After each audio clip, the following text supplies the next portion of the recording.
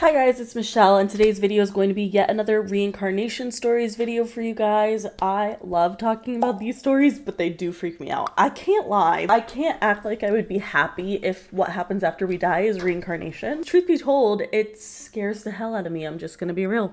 I don't like it. Either way, honestly, these stories only way to disprove reincarnation is just saying that these people are lying, and I just think that it's probably true. Let's get into the reincarnation stories. These ones are freaky. All right, so the first story I want to talk about is a little girl named Rylan O'Bannon. Really remembers her past life in quite astonishing detail, probably one of the most detailed ones I've heard so far. Rylan was born on March 11th of 2008, and from an early age she always had a bit of a strange behavior. Her social skills were incredible, very, very impressive for her age. She had very keen observation skills. She was just really, really ahead of her age. It seemed like it was more of an emotional intelligence that she had. But just like most children who remember their past lives, this is a typical thing that does happen very often. Rylan began having extreme nightmares. This is a pretty common pattern. I don't know why. I guess they're having nightmares usually about their deaths in the past life. It's scary. When Rylan was about 2 years old, she had an extreme fear of thunder and lightning. No longer able to sleep through the night on her own, she often would wake up and sleepwalk to her mom's room, and this behavior persisted until she was 6 years old. Rylan also around this time started to really complain about some sensory related issues. I would say she would complain about that her hair was hurting her back, or that her clothes were hurting her. She said that she always felt like her skin was burning. But when Rylan was 3 years old, she started saying some things that her mother could not chalk up to just an imagination anymore. According to her mother, Rylan told her, "Mommy, I died. I was in our backyard. It was raining. I was alone, but I wasn't scared. And then the rain shocked me." This definitely confused the hell out of her mom. She's like, "What do you mean you died? That's terrifying." Over the next few weeks, Rylan's mother kind of just paid more attention to what she was talking about and would listen anytime Rylan had any details about her former life. She talked about knowing someone named Kevin, and she described her family's house to be a big white house with a big front porch. She mentioned that she remembers the name Jennifer, and that she felt like she lived in Louisiana. That sounded familiar to her. Rylan's mom started to ask more questions to try to figure out if she could help her daughter remember this past life in any way, shape, or form, try to connect her back to her past. She asked her mother if the reason that she hates the feeling of her clothes or her hair touching her back, why it hurt her, was connected to this past life. And Rylan said, "I don't know, maybe did I catch on fire?" Which is, again, just a very alarming thing to hear from a child. This prompted Rylan's mother, Cindy, to do some research to see if she could find anyone who died of something similar to what Rylan was explaining. Cindy discovered the tragic story of the Pan Am Flight 759, which crashed in Kenner, Louisiana in 1982. And one of the victims was an 11-year-old girl named Jennifer Schultz, but she actually wasn't on the plane.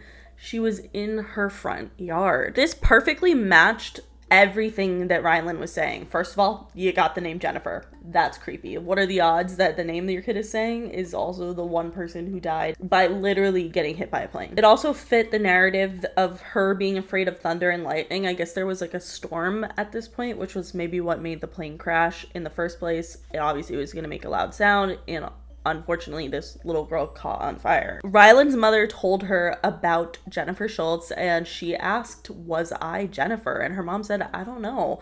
But Rylan was sure that that was her past life. Rylan's mom ended up taking her to Kenner, Louisiana on a trip and visited Jennifer's old neighborhood. Rylan recognized the neighborhood right away and was also able to walk her way around a house that she had never even been to, and was able to confirm many details about Jennifer's life and death. After Rylan visited what potentially would have been her house and neighborhood in her past life as Jennifer, she completely stopped having any trouble sleeping, no problems with nightmares, wasn't afraid of thunder anymore, and just became a normal kid and was able to just live her life as Rylan, which we see a very common pattern with kids who are reincarnated. They have these stories of remembering this past life, and the only thing that is able to bring them peace is to connect with whoever it was in their past life and usually go to the place.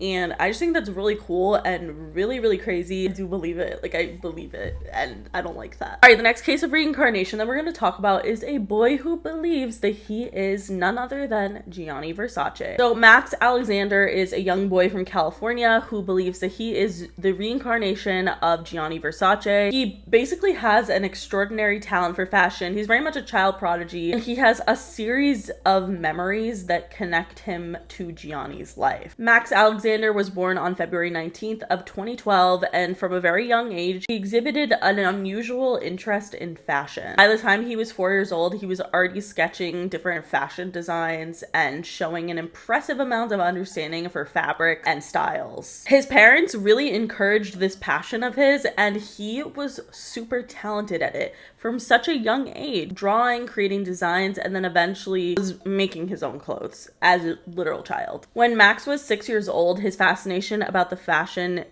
industry kind of took more of a turn. He began to talk about the name Gianni and mentioned a place called Versace. At first, his parents thought maybe Max had picked the name up somewhere. I mean, Versace is a very popular brand. It's everywhere, but knowing, 6 years old, I didn't know what the fuck Gianni Versace is. There's no way. Also became very clear that he started to have a very deep connection, not only to Gianni Versace, but the Versace mansion in Miami. Max began to say things like, I was Gianni Versace, and spoke memories about designing clothes and living in a grand mansion. He started describing details about Gianni's life that was just so bizarre and so no child would know that. There was no information that would have been there for him to learn this about Gianni. When Max was 7 years old, he learned how to frickin' sew. I can't even sew now. His talent's just unmatched. He was able to make his own clothes. He started his own fashion line. You're literally 7. Relax. Not only that, but his designs were actually very sophisticated and showed a level of expertise that was way beyond his years. Max also had a deep love for fashion, a genuine love for it. He would put outfits together and it was very, reminiscent of the style that Gianni Versace would wear. I don't know. Do you think that this kid is just a prodigy, or do you think that he could really be the reincarnated Gianni Versace?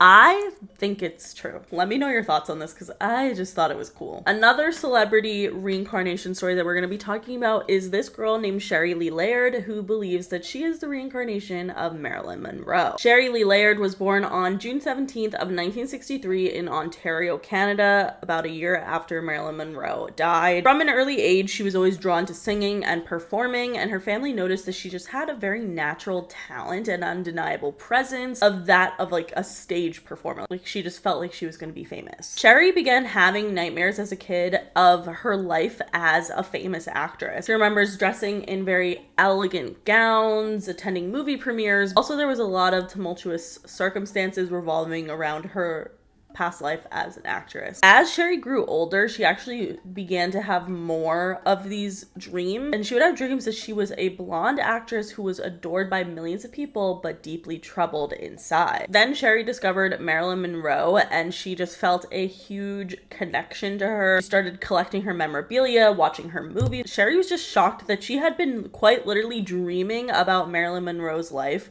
her entire life. A life that she never lived. Sherry ended up going to get past life regression therapy. She uncovered memories and different emotions and details from Marilyn's life that nobody really knew. It wasn't public knowledge. Sherry appeared in several different documentaries, and she really truly believes that she is a reincarnation of Marilyn Monroe. I don't know how I feel about this because I will say it's very interesting when it is a child because they usually don't know anything about the celebrity. Obviously, Marilyn Monroe is a very famous person. She's easily researched. It's not a 2-year-old coming out being I'm Marilyn Monroe. I'm not sure if I believe it, but I will say that they do strike a pretty interesting resemblance where it feels more like their aura is similar versus how they actually look. They do look similar too, but it's an energy thing. I don't know. Maybe I'm crazy. Maybe she's crazy.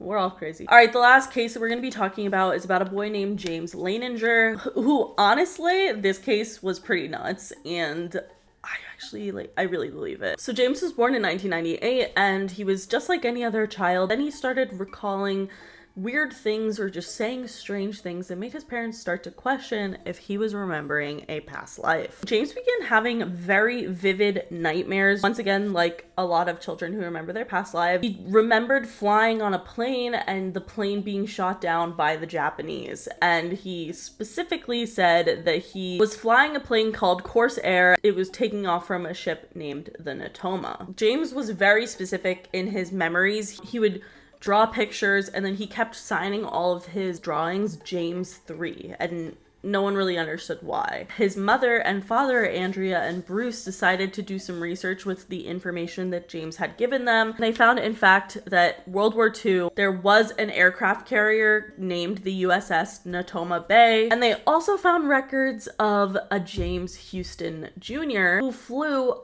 a Corsair plane and was killed in action. This kid literally knew the name of the fucking aircraft that he flew in a like, how do you, if this happened to me and I knew my child wasn't lying, it would drive me probably nuts. Not gonna lie. This also kind of makes sense as to why he was writing James 3 down so often, because he was James in a past life, James Jr. in a past life. So 3?